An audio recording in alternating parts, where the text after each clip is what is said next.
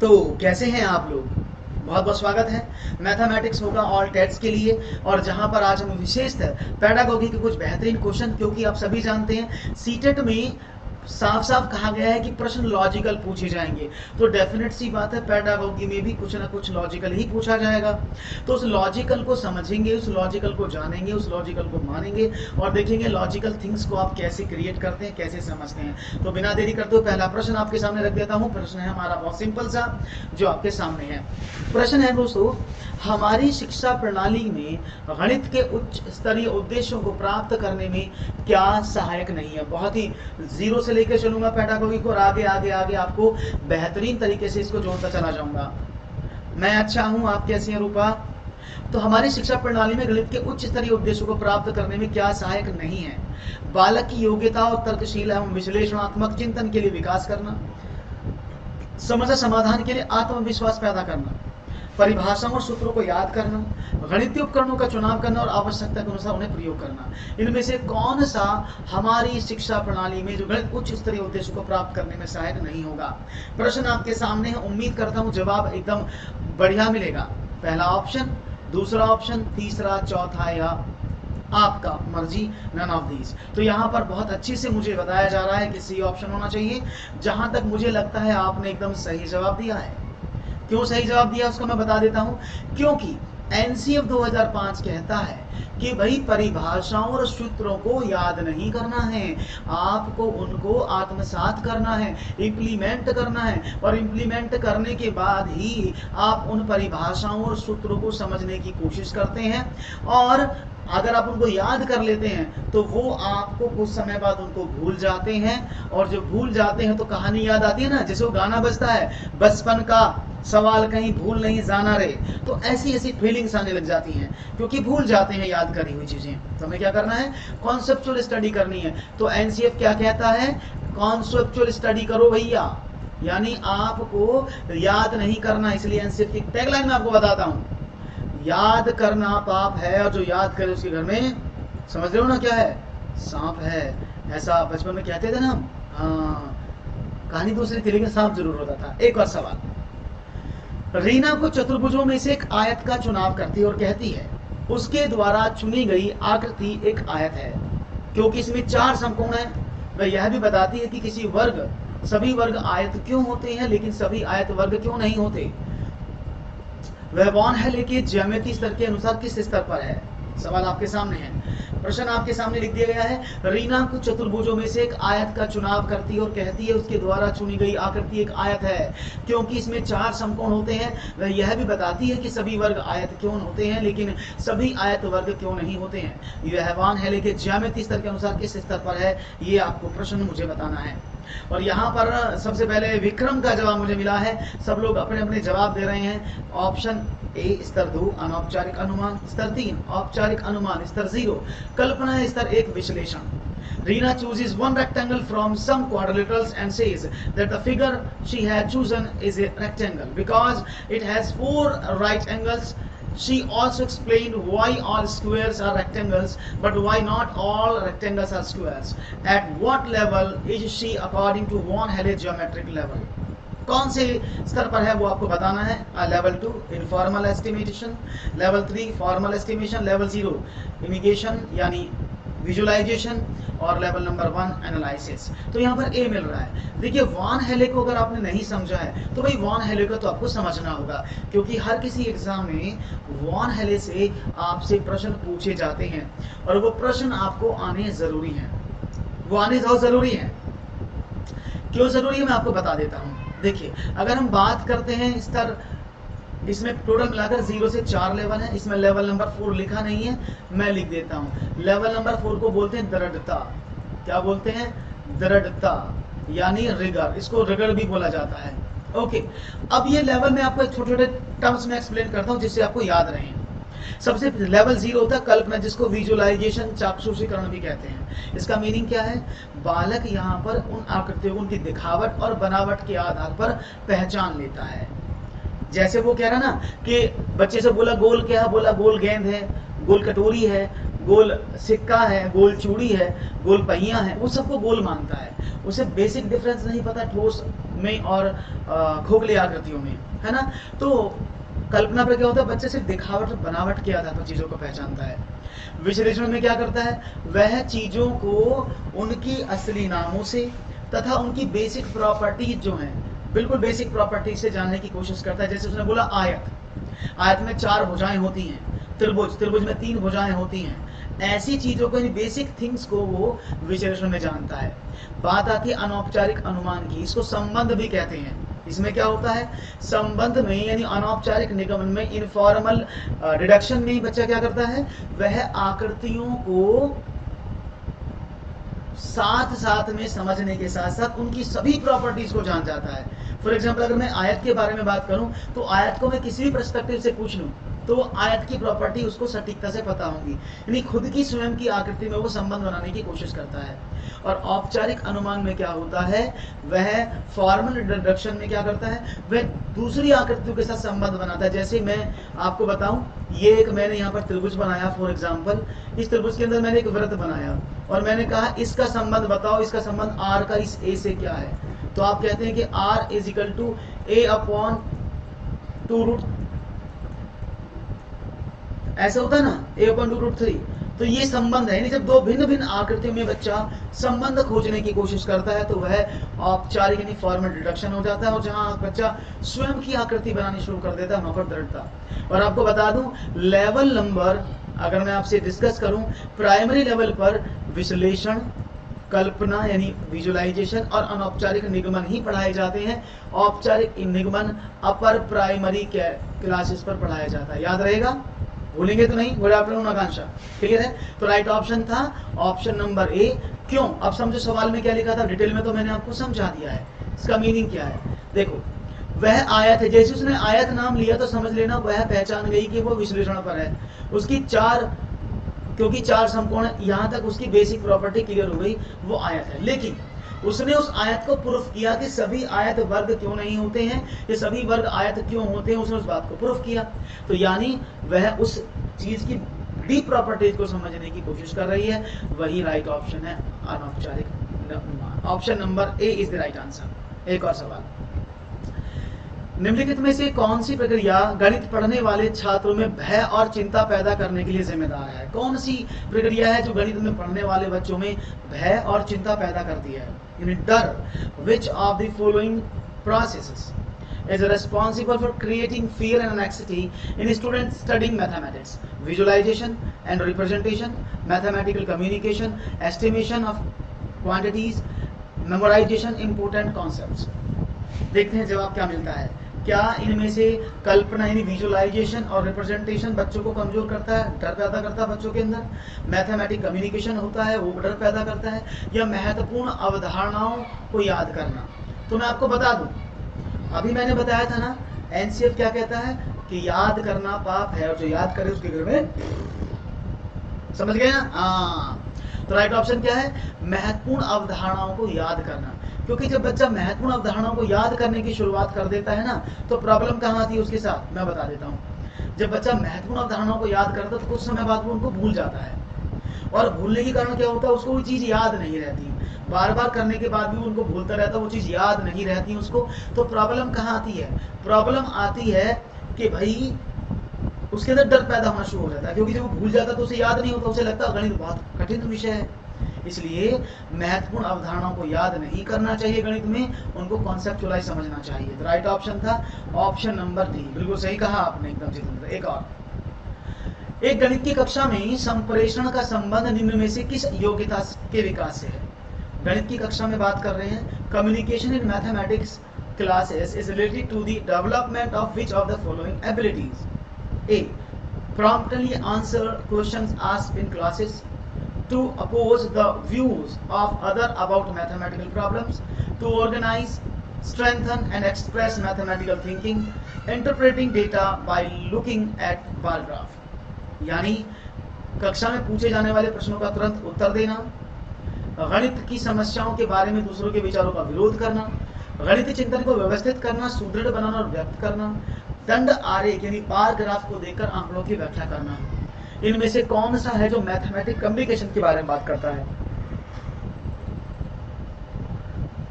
और मुझे आपका जवाब मिल रहा है ABCD के रूप में। क्या बात है। तो यहाँ पर आप जवाब देने की पूरी कोशिश कर रहे हैं, ABCD के रूप में आप लोगों के मुझे आंसर मिलने की पूरी गजब। तो देखते हैं जवाब क्या, ऑप्शन नंबर सी, गणितीय चिंतन को व्यवस्थित करना, सुदृढ़ बनाना और व्यक्त करना। क्योंकि मैथमेटिक कम्युनिकेशन से आपका भाषा का विकास नहीं होता है, क्योंकि बाकी कम्युनिकेशन, अगर आप इंग्लिश कम्युनिकेशन की बात करेंगे, हिंदी संप्रेषण की बात करेंगे, तो इस बारे में आपकी भाषा बोलने की शैली, पढ़ने की शैली निर्धारित की जाती है। लेकिन गणित की कम्युनिकेशन में सिर्फ आपको सवाल को कैसे हल करना है, प्रश्न को कैसे तरीके से हल करना है, इन सब चीजों को सिखाया जाता है। इसलिए ऑप्शन नंबर एकदम सही जवाब आपका, तालियां। एक और सवाल, कक्षा 3 के एक छात्र ने 35 को 3 से गुणा किया। उत्तर यह था 35 गुणा 5 बराबर 225। यह किस प्रकार की त्रुटि है? ए, त्रुटिपूर्ण कलन, पुनः समूहीकरण की त्रुटि, आधारभूत तथ्य की त्रुटि या गलत संक्रिया। क्वेश्चन नंबर 5 आपके समक्ष है। कक्षा 3 के एक छात्र ने 35 को गुणा करने के लिए कहा कि भाई गुणा करो, उसने लिखा 35 गुणा 5 बराबर 225। यह किस प्रकार की त्रुटि है, ये आपको बताना है। और यहाँ पर 5 का सी, भाविया ने मुझे बताया 5 का सी। ऐसे सवाल मैं बार बार इसलिए ले रहा हूँ क्योंकि ऐसे सवाल एग्जाम में आपसे पूछे जाएंगे, नोट कर लीजिएगा। इस बार डीप नॉलेज जरूरत पड़ेगी, आपको डीप नॉलेज की आवश्यकता होगी, इस बात को याद कर लीजिएगा। त्रुटिपूर्ण कलन, पुनः समूहीकरण की त्रुटि, आधारभूत तथ्य की त्रुटि या गलत संक्रिया। और यहाँ पर आपको बता दें, इन सभी के बारे में आपको जानना बहुत जरूरी है। सबसे पहले हमें यहाँ से मिला है आधारभूत तथ्य की त्रुटि, चलो उसको हम सही कर देते हैं, लेकिन बाकी को जानते हैं। सबसे पहले आता है त्रुटिपूर्ण कलन। इसका मतलब क्या होता है? Wrong algorithm. इसमें क्या होता है, बच्चा किसी भी सवाल को करने की शुरुआत करता है, लेकिन वो बाद में क्या करता है, उसको बाद में जाकर गलत कर देता है। जैसे मैं आपको बताऊं, एक बच्चे को बोला गया 25 में फॉर एग्जाम्पल 8 की गुणा करो, तो बच्चा गुणा कैसे करेगा? ऐसे तो करेगा, 8 पंजे 40 का 0 हासिल लगे 4, 8 दूनी 16 और 4 20, 200। लेकिन बच्चे ने गुणा ऐसे नहीं की, उसने क्या काम किया, 25 में 8 की गुणा तो की, इधर से कर दी, तो 8 दूनी 16 का 6 का हासिल लगा 1, और 8 पंजे 40 और 1 41, 4 से 16 लिख दिया उसने, जो कि गलत है ना। देख, गुणा एकदम सही किया, पहाड़ा उसने 8 का सही पढ़ा, हासिल का भी प्रयोग सही किया। गलती कहाँ की है? उसने गलत एल्गोरिथम को अपनाया है, क्योंकि स्टेप कहता है कि इकाई के अंक से गुणा करते हैं, उसने दहाई के अंक से गुणा कर दिया। इसको बोलते हैं त्रुटिपूर्ण कलन। Is it clear? बात करते हैं दूसरे की, जिसको बोलते हैं पुनर्समूहीकरण की त्रुटि। ये क्या होती है उसको भी समझ लो। पुनर्समूहीकरण की त्रुटि को बोलते हैं रीग्रुपिंग एरर, यानी हासिल संबंधी समस्या। अगर बच्चा हासिल संबंधी समस्या करता है, यानी वो किसी सवाल को करता है और हासिल लेने में गड़बड़ी कर देता है। जैसे उसने कहा 28 में 35 को जोड़ो, तो बच्चे क्या लिखेगा, 8 5 13 का 3 का हासिल लगा 1, 3 तो 5 और 1 6 होना चाहिए ना। बच्चा उस हासिल को जोड़ना भूल गया, उसने 5 ही लिख दिया, तो उसने गलती कर दी ना हासिल में। तो जब भी बालक हासिल संबंधी गलती करेगा, हासिल से नहीं कैरी संबंधी या बोरो संबंधी कोई भी गलती करेगा, तो वो पुनर्समूहीकरण की गलती में आता है। तीसरा होता है, इसे बाद में बताऊंगा, चौथा गलत संक्रिया। इसका मतलब क्या होता है गलत संक्रिया का? Wrong operation. बच्चे को आपने बोला प्लस करने के लिए 2 और 2 जोड़ो, कितने होते हैं, बच्चे ने उसको घटा दिया। आपने बोला 2 और 5 की गुणा करो, बच्चे ने जोड़ दिया। बोला आपने गुणा करने के लिए, बच्चे ने उसको जोड़ दिया। तो मतलब क्या है, जिस ऑपरेशन को करने के लिए आप बोल रहे हो, जब प्रश्न बोल रहा है कि इस ऑपरेशन को करो, बच्चा उस ऑपरेशन को छोड़ के कोई दूसरा ऑपरेशन कर देता है, तो उसको बोलते हैं गलत संक्रिया। याद रहेगा? बात समझ में आई? और बहुत बढ़िया आंसर। अब ये थर्ड ऑप्शन क्या है, जिसको बोलते हैं आप आधारभूत तथ्य की त्रुटि, इसको बोलते हैं बेसिक एरर। यहाँ पर बच्चा मल्टीपल एरर्स करता है, यानी वो जोड़ता भी गलत है, वो हासिल भी नहीं लेता, फॉर एग्जाम्पल वो कॉपी भी गलत करता है। यानी जब बच्चा मल्टीपल एरर्स एक साथ कर दे, तो वो आधारभूत तथ्य में आ जाता है। जैसे उसने यहाँ पर किया, 35 को 3 से गुणा करने के लिए बोला था, भाई ने 35 को 5 से गुणा कर दिया। करनी 3 से गुणा थी, कर 5 से दी। एक गलती तो उसने यही कर दी है ना, एक गलती तो उसने यही कर दी ना। हाँ, बहुत बढ़िया आंसर। दूसरी गलती क्या की, उसने गुणा भी तो सही नहीं की। 5 पंजे 25, 5 दिया 15 और 1 16, 17 होना चाहिए था, उसने गुणा भी गलत कर दी। यानी उसने एक ही प्रश्न में बहुत सारी गलतियां एक साथ कर दी हैं। तो राइट ऑप्शन क्या था, आधारभूत तथ्य की त्रुटि। तो मैं बार बार आपको बोल रहा हूं भाई, आपको मैं बार बार बोल रहा हूँ, इस चीज को ध्यान रखिएगा। इस सवाल आपको एग्जामिनेशन में इस तरह के आएंगे, तो आपको इनके बाजार में आना जाना बहुत जरूरी है। एक क्वेश्चन हो, निम्नलिखित में से कौन सा प्राथमिक स्तर पर गणित शिक्षण की पाठ्यक्रम संबंधी अपेक्षाओं से मेल नहीं खाता? बिल्कुल, निम्न में से कौन सा प्राथमिक स्तर पर गणित संबंधी जो शिक्षण की पाठ्यक्रम संबंधी अपेक्षाओं से मेल नहीं खाता? कौन सा नहीं खाता बताइएगा? वर्गीकृत आंकड़ों के निरूपण का विश्लेषण करना और व्याख्या करना, दैनिक जीवन में तर्कपूर्ण कार्यों गणितीय चिंतन के बीच संबंध स्थापित करना, संख्याओं की प्रक्रियाओं के मानक कलनों की सहायता से भाषा और सांकेतिक अंकनों का विकास करना, संपूर्ण के एक भाग को भिन्न के रूप में निरूपित करना और साधारण भिन्नों को क्रम में रखना। तो देखते हैं आपका जवाब मुझे इसमें से क्या मिलता है। लेट्स सी, कौन सा वर्गीकृत आंकड़ों के निरूपण का विश्लेषण करना या व्याख्या करना? प्राथमिक प्राइमरी लेवल पर। इसका सवाल का मतलब ये है कि प्राइमरी लेवल पर बहुत साफ दिख रहा है, एक एक शब्द मोती जैसे बिखरे हुए हैं। अगर जिसको साफ नहीं दिख रहा है वो प्लीज अपनी रिजोल्यूशन को बढ़ा ले, यानी जो रिजोल्यूशन है उसको बढ़ा ले, तब अच्छा दिखेगा, क्योंकि ये वीडियो HD में चलता है तो प्रॉब्लम हो जाता है। तो वर्गीकृत आंकड़ों के निरूपण का विश्लेषण करना बच्चा प्राइमरी में सीखता है, दैनिक जीवन के तर्कपूर्ण कार्यों को और गणितीय चिंतन के संबंधित स्थापित करना सीखता है, संख्याओं की प्रक्रियाओं के मानक कलनों की सहायता से भाषा संबंधी सांकेतिक अंकनों का विकास करता है, यह संपूर्ण के एक भाग को भिन्न के रूप में निरूपित करता है और साधारण भिन्नों को क्रम में रखता है। देखते हैं जवाब क्या मिलता है आपका सवाल का जवाब। यहाँ पर सी ऑप्शन बताया जा रहा है। चलिए, बहुत अच्छी बात है। प्राइमरी लेवल बच्चा तीसरे ऑप्शन को नहीं पढ़ता है, इसका मतलब ये है। चलो मैं आपको बता देता हूँ कि आपका ऑप्शन एकदम गलत है। सही जवाब है option number A is the right option. क्यों? क्या आपने कभी प्राइमरी लेवल पर डेटा इंटरप्रिटेशन पढ़ा है? नहीं पढ़ा होगा, आई डेफिनेटली श्योर। आपने प्राइमरी लेवल पर कभी भी डेटा इंटरप्रिटेशन नहीं पढ़ा होगा। आप डेटा को इंटरप्रेट नहीं कर सकते प्राइमरी लेवल पर। आपने हमेशा उसको कक्षा 8 में, कक्षा 7 में जरूर समझा होगा कि डेटा का इंटरप्रिटेशन क्या है। आंकड़ों का वर्गीकरण कक्षा 5 तक नहीं होता, ठीक है। और रही बात दैनिक जीवन में तर्कपूर्ण कार्यों की, तो बालक को दैनिक जीवन से जोड़ के पढ़ाते कोई प्रॉब्लम नहीं, तो बात है। लेकिन आपने कहा संख्याओं की प्रक्रियाओं के मानक कलनों की सहायता से। भाई आप जब संख्याओं की प्रोसेस करते हो तो उसमें जो भाषा दी होती है उसको संकेत से डिनोट नहीं करते। मैंने कहा 2 और 2 कुल कितने होते हैं, तो आप क्या करोगे? 2 जमा 2 यही तो करोगे। तो ये काम तो करता है बच्चा प्राइमरी लेवल पर। शब्दों से अंकों में, अंकों से शब्दों में लिखता है ना, number to word, word to number बच्चा लिखता है ना, तो आप उसको गलत क्यों बता रहे हैं? और रही भिन्न की बात, तो कक्षा 3 में आप भिन्न सीख लेते हैं। 1/2 क्या है ये कक्षा 3 में बता दिया जाता है आपको, तो ये तो प्राइमरी लेवल का ही टास्क है। तो राइट ऑप्शन क्या था? राइट ऑप्शन था ऑप्शन नंबर ए। ओके, तो right option is a. Question number 6 का ऑप्शन नंबर ए करेक्ट है। आगे बढ़ते हैं एक और सवाल आपकी स्क्रीन पर ये रहा।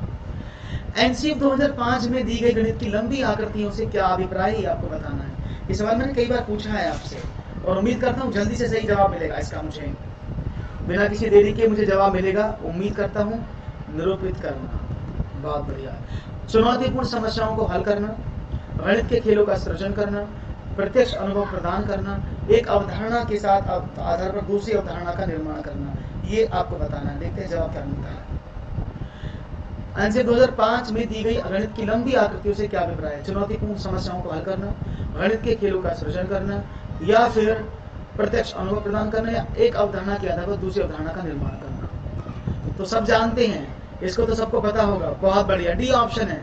क्योंकि एनसीएफ आपसे कहता है कि ऐ मेरे दोस्त, ऐ मेरे हमसफर, क्या करना है। एनसीएफ क्या कहता है? एनसीएफ बड़ा प्यार से कहता है कि अगर बच्चा आकृतियों का निर्माण करता है, फॉर एग्जाम्पल उसने एक आकृति ये वाली बनाई, मैं हमेशा एग्जाम्पल देता भी हूँ, उसने एक आयत बनाया, आपने ये क्या है, बच्चा बोला सर एक आयत है, ओके, अच्छा इस आयत को लंबा कर देते हैं और बड़ा कर देते हैं ये, अब बताओ क्या हो गया इसमें? बस इसमें 2 ट्राइंगल और बन गए सर। पहले आयत था, अब उसमें 2 त्रिभुज का निर्माण भी हो गया है। तो यानी एक अवधारणा पर दूसरी अवधारणा का निर्माण करना, building concept on another concept is known as what? That is लंबी आकृति एनसीएफ। बहुत बढ़िया जवाब। चलो इधर बताओ, परिमोत्तर प्रश्न 13-7 बराबर क्या के लिए संबंधित मुक्तोत्तर प्रश्न कौन सा है, आपको बताना है। एक परिमोत्तर प्रश्न को बोलते हैं ओपन एंडेड क्वेश्चन। एक ओपन एंडेड क्वेश्चन है 13-7 बराबर क्या, क्लोज एंडेड क्वेश्चन है, इसके लिए आपको ओपन एंडेड क्वेश्चन बताना है कौन सा होगा। तो ओपन एंडेड क्वेश्चन कौन सा होगा ये आपको बताना है। देखते हैं ओपन एंडेड में आप क्या जवाब देते हैं, यानी इसको बोलते हैं ओपन एंडेड, ये जो लिखा ना तो उसको ओपन एंडेड बोलते हैं आप, ओपन एंडेड, ठीक है। Okay, it's open ended. Open ended में क्या होता है, 6 प्राप्त करने के लिए 13 में से क्या घटाया जाए। ऐसी दो विषम संख्याएं लिखी जिनका अंतर 6 हो। अगर 7 को एक संख्या से घटाया जाता है तो 6 प्राप्त होता है, वह संख्या क्या है। दो संख्याओं का अंतर 6 है, यदि एक संख्या 7 है तो दूसरी संख्या क्या है। और आपका जवाब मुझे बी ऑप्शन की तरह से मिल रहा है, ABCD के रूप में। तो देखते सबसे पहले ओपन एंडेड का मतलब क्या होता है। ओपन एंडेड को मुक्त उत्तर या फिर मुक्त अंत वाला भी कहा जाता है। ऐसे प्रश्न जिनमें उत्तर एक से अधिक सही हो, ऐसे प्रश्न जिनमें एक से अधिक सही उत्तर पाए जाते हैं उसको परिमोत्तर मुक्तोत्तर प्रश्न कहते हैं, यानी ओपन एंडेड। और जिन प्रश्नों के लिमिटेड उत्तर होते हैं यानी फिक्स आंसर होते हैं उनको क्लोज एंडेड बोलते हैं। जैसे 6 को प्राप्त करने के लिए 13 में से क्या घटाया जाए, 13 में से मैं क्या घटाऊं कि ये क्या आ जाए। आपने कहा सर ये हमारा 6 आ जाए, तो सिंपल है 7 ही घटाना पड़ेगा ना, फिक्स है ना, 7 के अलावा कुछ नहीं घटा सकते ना आप। तो 7 आपको घटाना होगा, इसलिए इस आंसर इसका 6 होगा, तो 7 फिक्स आंसर है। ऐसी दो विषम संख्या देखो जिनका अंतर 6 हो। आपने कहा ओके, आपने कहा कि सबसे पहले मैं 13 - 7 ही लिख देता हूँ। आपने कहा ओके, आपने कहा 6, बोले जी 7 - 1 भी करेंगे तो भी 6 हो जाएगा ना, है ना। 11 - 5 करोगे तब भी 6 हो जाएगा ना। तो यानी इस प्रश्न के उत्तर कई सारे हो सकते हैं। हाँ, इसके कई सारे उत्तर हो सकते हैं ना। 13 में से 7 घटो तब भी 6 आएगा, आप 7 में से 1 घटो तब भी 6 आएगा। बच्चा बोला 11 - 5 कर दो। तो इस प्रश्न के मल्टीपल आंसर पॉसिबल हैं। तो जिन प्रश्नों के मल्टीपल आंसर पॉसिबल होते हैं उन्हीं को कहा जाता है open ended question. Is it clear? बहुत बढ़िया। अगर 7 को एक संख्या से घटाया जाता है तो 6 प्राप्त होता है, तो संख्या क्या है, 7 और 6 13, 13 होगी, फिक्स है।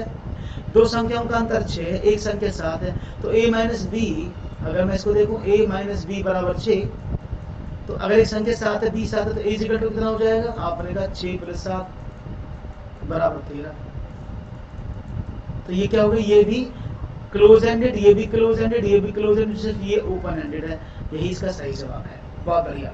एक और सवाल, चलो बताओ, इनमें से कौन सा प्रश्न मुक्तोत्तर प्रश्न है। एक और आपके लिए सवाल, बताइएगा आंसर। इनमें से कौन सा ओपन एंडेड क्वेश्चन है, क्योंकि एक तो सवाल ऐसा होना चाहिए जिससे आप आसानी से पहचान लें। कोई ऐसी संख्या लिखिए जिसका गुणनफल 45 हो। कोई ऐसी दो संख्या लिखो जिनका मल्टीप्लाई 45 है। 3 × 15 ज्ञात करने के लिए एक संख्या रेखा का प्रयोग करो। 15 से 3 को हल करो। आप 15 से 3 को गुणा कैसे करेंगे, तो देखते हैं आपका जवाब क्या मिलता है। Let's see what will be your right answer. जवाब का मुझे इंतजार है, क्योंकि आपका जवाब भी तो हमारे पास है जो बहुत अच्छे से बेकरार है, और उत्तर मिलेगा बढ़िया से। उम्मीद करता हूँ झटाझट फटाफट आपका आंसर मुझे मिलेगा और कोई दिक्कत इसमें नहीं होगी, ऐसा मैं सोचता हूँ।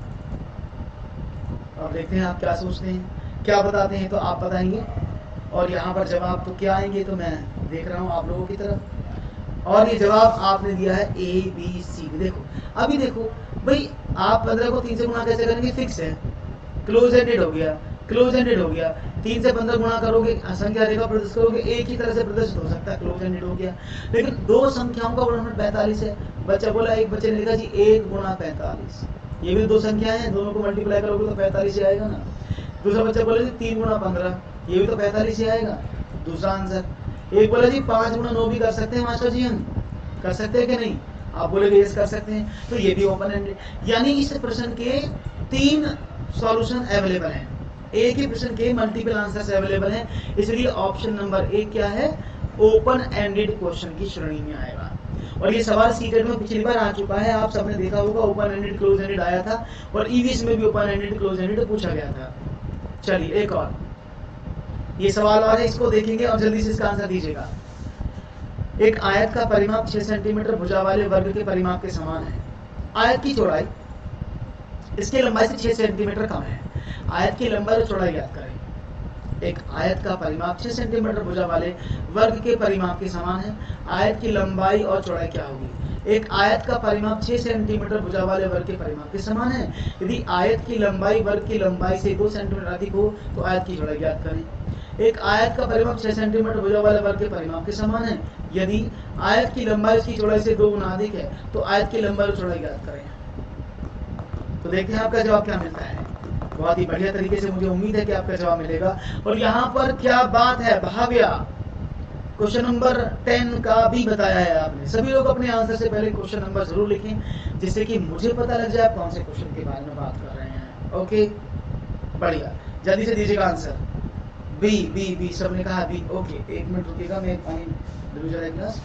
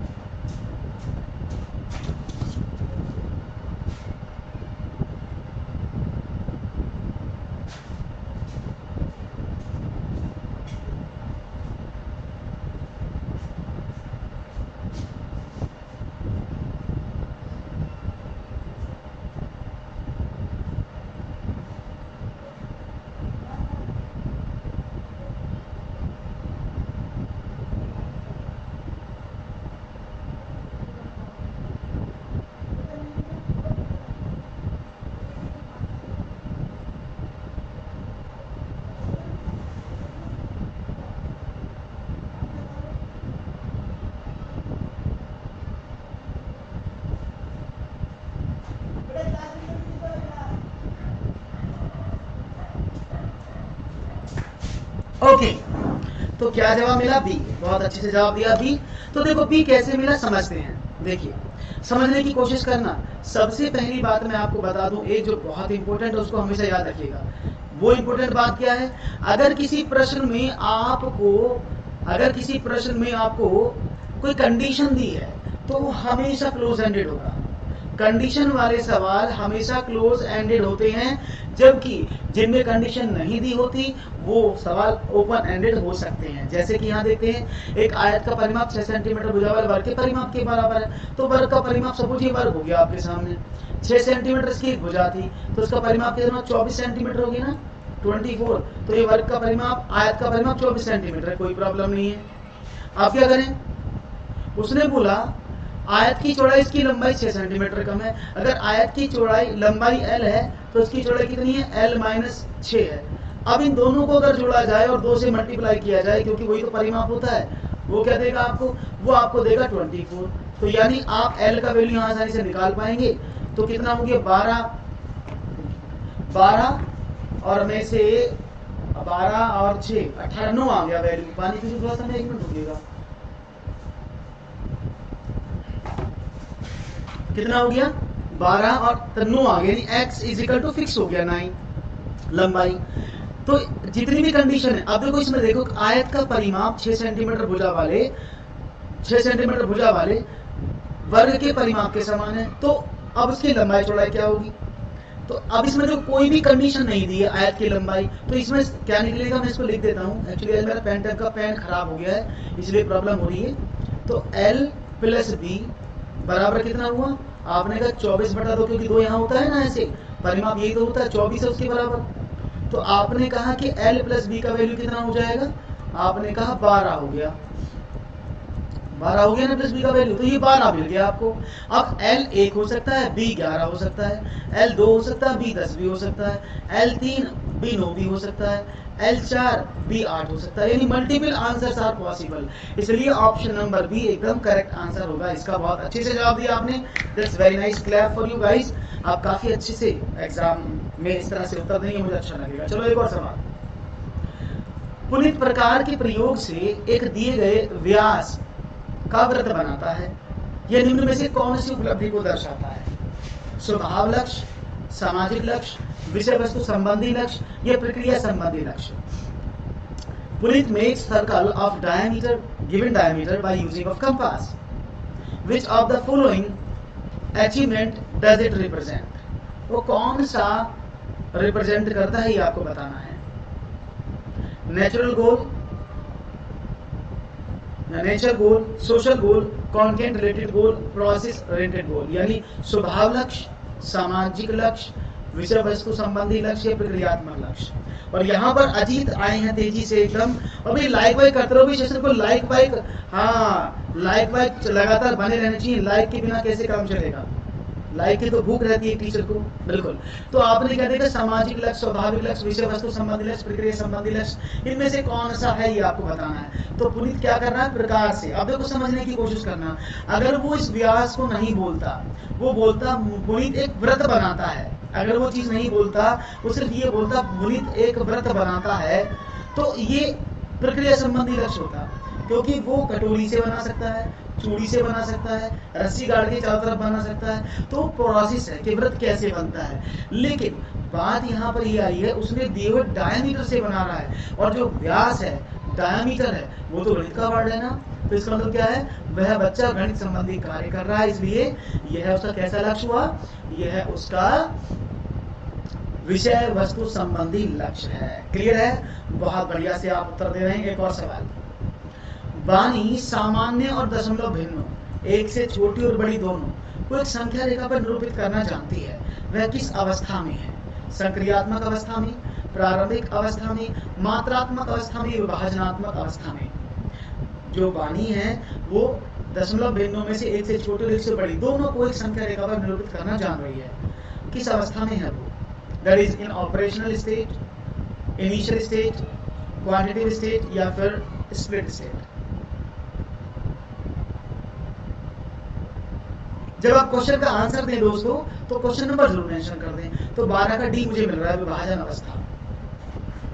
चलिए आपको बता देते हैं, अगर आपने ऑप्शन नंबर डी का चुनाव किया है तो आप एकदम गलत चुनाव किए हैं, ये गलत जवाब है, ऑप्शन नंबर डी सही नहीं है।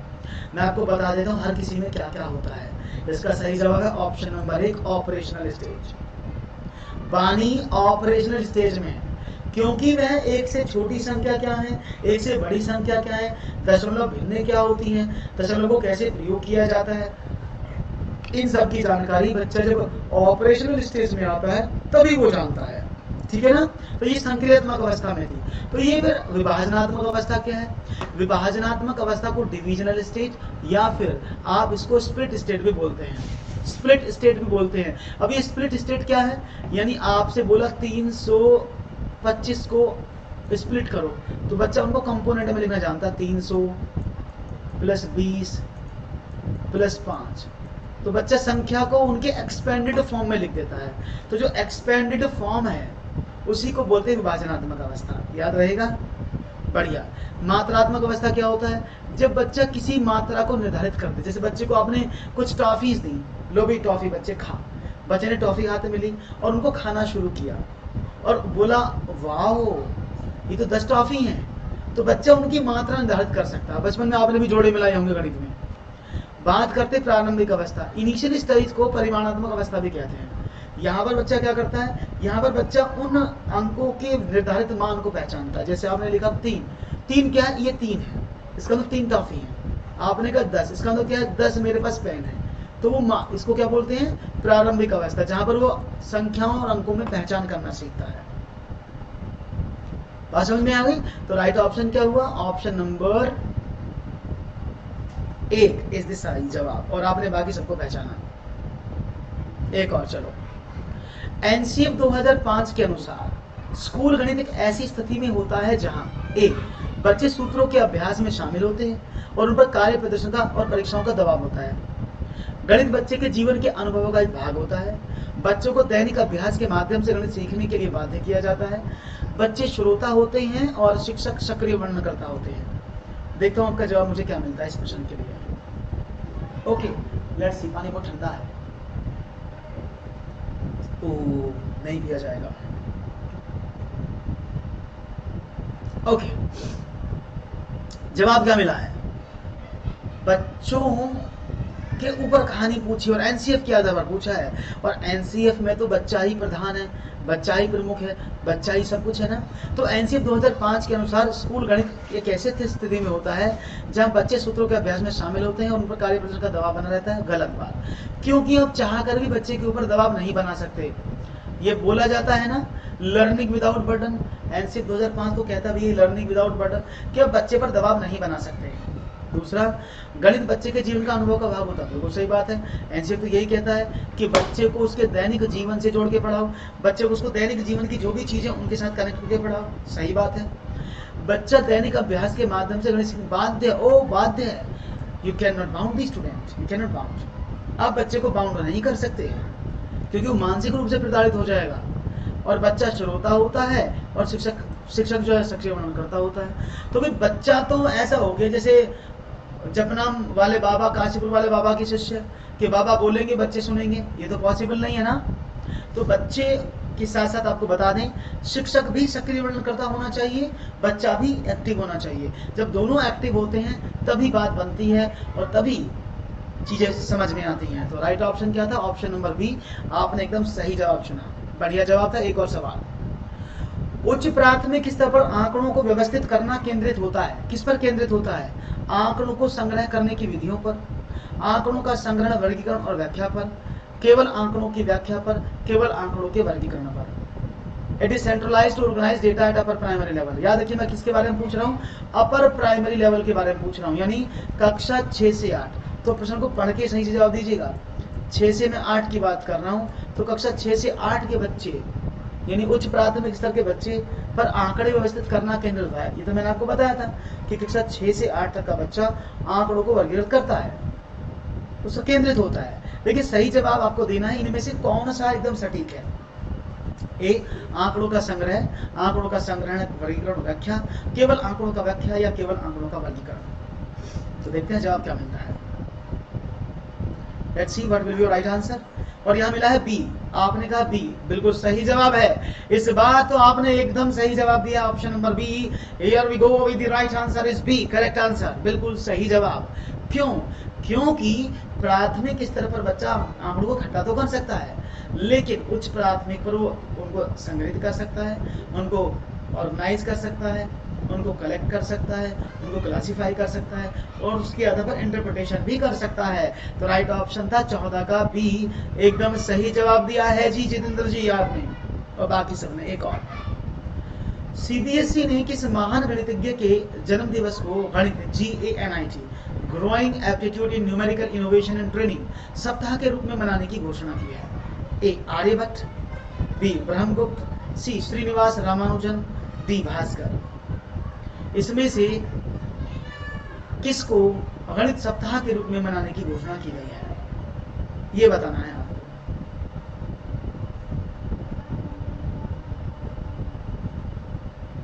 देखते हैं जवाब क्या मिलता है। ओके ग्रेट,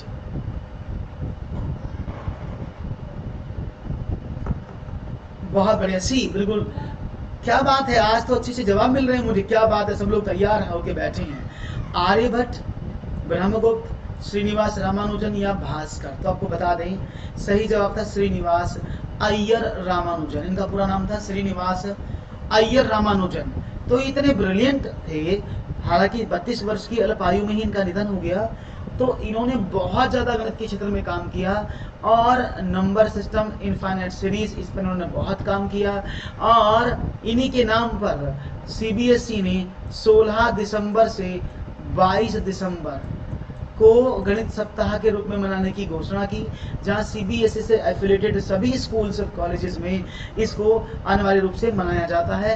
और 22 दिसंबर श्रीनिवास रामानुजन जी का बर्थडे होता है, जन्म दिवस होता है। उन्हीं के जन्म दिवस के आधार पर 22 दिसंबर को राष्ट्रीय गणित दिवस के रूप में भी मनाया जाता है। ठीक है, तो राइट ऑप्शन था श्रीनिवास रामानुजन। और एनसीईआरटी में इनके नाम का चैप्टर भी इंट्रोड्यूस किया गया है। ठीक है, आर्यभट्ट को तो आप जानते हैं उनकी पाई के लिए, ब्रह्मगुप्त जी को जानते हैं उनकी कुहक के लिए। आर्यभट्ट जी का नाम दशगीतिका किताब थी, बुक थी इनकी। ब्रह्मगुप्त जी की कुहक थी। श्रीनिवास रामानुजन जी को बुक ही नहीं थी क्योंकि उन्होंने सारी चीजें सिर्फ थ्योसिस के रूप में लिखी थी। और भास्कर की लीलावती थी। तो राइट ऑप्शन था ऑप्शन नंबर सी। एकमात्र ऐसे गणितज्ञ थे जो बाकी विषय में 0 लाते थे, गणित में 100 आउट ऑफ 100 आते थे। एक और सवाल, पूजा शब्द समस्या सुनती है और तुरंत अपनी प्रतिक्रिया देती है। बहरहाल ज्यादातर उस समय उसकी प्रतिक्रिया गलत होती है। जब पूछा गया कि यदि एक नोटबुक की कीमत 10 पैसे है तो 8 नोटबुक खरीदने के लिए कितने पैसों की आवश्यकता होगी, तो शीघ्र ही उसका उत्तर आता है 50। उससे यह गलती सही करवाने के लिए शिक्षक को क्या करना चाहिए? एक, शिक्षक को पूजा से ध्यान से सुनने के लिए और उत्तर देने से पहले अपनी भाषा में प्रश्न को दोहराने के लिए कहना चाहिए। शिक्षक को इस तरह के कई प्रश्न देने चाहिए ताकि मूलभूत गणितीय समस्याएं हल करने में पूजा का पर्याप्त अभ्यास हो। शिक्षक को उसे उत्तर देने से पहले 2 बार सोचने के लिए सख्त चेतावनी देनी चाहिए। शिक्षक को उससे अपनी कॉपी में 2 बार प्रश्न लिखने और फिर उत्तर देने के लिए कहना चाहिए। तो राइट ऑप्शन क्या है? ओके, जवाब आपका मिल रहा है, मुझे देख रहा हूं जवाब क्या मिल रहा है। 17 का 16, 17 तो प्रश्न ही नहीं आया। तो आपका जवाब क्या मिल रहा है? Let's see, TikTok TikTok TikTok, A option मिल रहा है। पक्का ए लगा दिया जाए? सब लोग रेडी हैं ए के लिए? आपने कहा यस, सब लोग रेडी हैं। तो बता दूं ए इज द राइट ऑप्शन। क्यों? क्योंकि आप कई बार देखा होगा, आप भी तो यही करते हैं, पूजा की जगह आप भी तो होते हैं। आपने पूछा बताओ सवाल करना, जी ठीक है मास्टर जी बताओ, मुझे बताओ पूजा एक शब्द समझ सुनती, आपने भी सुनी। और कभी कभी जल्दबाजी के चक्कर में उत्तर गलत नहीं करते हो, आप प्रश्न को सही से नहीं सुनते हो, उत्तर दे देते हो। ऐसा होता है ना? किस किस के साथ होता है? किस किस के साथ ऐसा होता है? सब भी बिल्कुल साफ साफ है। किस किस के साथ ऐसा होता है जो गलती कर देते हैं जल्दी के चक्कर में? बस पूजा ने भी वही किया है।